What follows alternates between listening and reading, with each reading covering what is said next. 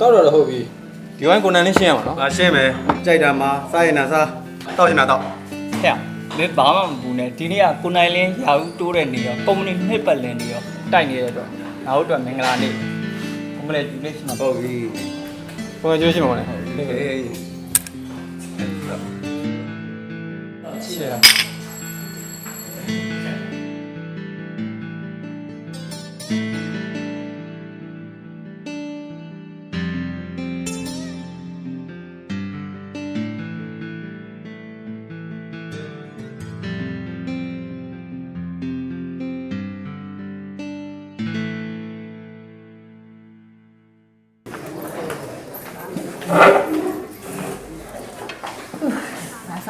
မောင်လေးခဏလေး